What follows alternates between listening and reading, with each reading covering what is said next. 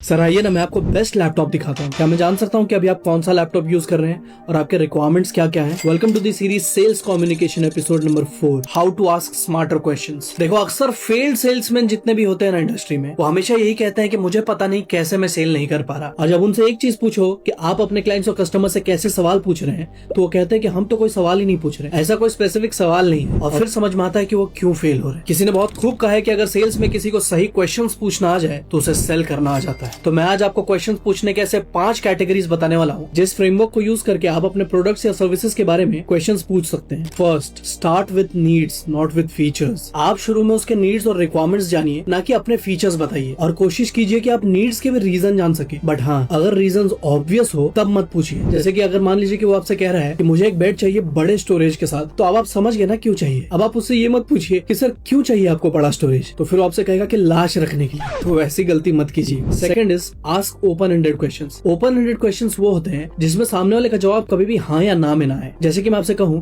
कि आपने खाना खा लिया, तो आप या तो कहेंगे हाँ या तो ना। तो इससे कन्वर्सेशन कभी भी ओपन नहीं होगा, वो क्लोज हो जाएगा। जैसे कि मान लीजिए कि मैं अपने क्लाइंट को पूछता हूँ कि सर 2 BHK या 3 BHK, तो वो कहेगा कि 2 BHK या फिर 3 BHK, जो भी उसे लेना होगा। तो यहाँ पे मैंने वापस उसको सिर्फ 2 ही ऑप्शंस दिए थे रिप्लाई करने के, या तो 2 BHK या तो 3 BHK, लाइक हाँ या ना। तो ये क्लोज्ड एंडेड क्वेश्चन हुआ। बट हमें ऐसे सवाल पूछने हैं जिससे कि टॉपिक ऑफ कन्वर्सेशन बढ़ जाए। तो जैसे कि ये पूछने के बजाय कि 2 BHK या 3 BHK, अगर मैं उससे ये पूछता कि सर मैं जान सकता हूँ कि आप इस लोकेशन में घर क्यों देख रहे हैं, तो यहाँ पे टॉपिक ऑफ कन्वर्सेशन बढ़ गया। तो अब मुझे वो अपने रिक्वायरमेंट्स, डिजायर्स या फिर रीजन बताएगा कि वो यहाँ पे क्यों रहना चाहता है। Third, pain point questions. हमें कस्टमर के पेन पॉइंट्स जानने हैं। फॉर एग्जाम्पल, सर क्या मैं जान सकता हूँ कि अभी आप क्या क्या चैलेंजेस फेस कर रहे हैं और इन चैलेंजेस की वजह से आपको अभी क्या लॉस हो रहा है, जिससे कि अब मैं एक कंसल्टेंट की तरह बिहेव कर रहा हूँ, ना कि एक सेल्समैन की तरह। Fourth, future oriented questions. आप अपने क्लाइंट को हमेशा फ्यूचर का सपना, फ्यूचर का विजन दिखाते हैं, तो उसे सवाल में भी तो पूछना पड़ेगा। फॉर एग्जाम्पल, सर क्या मैं जान सकता हूँ कि आज से 2 साल बाद या फिर 1 साल बाद या फिर इन सर्विसेज के बाद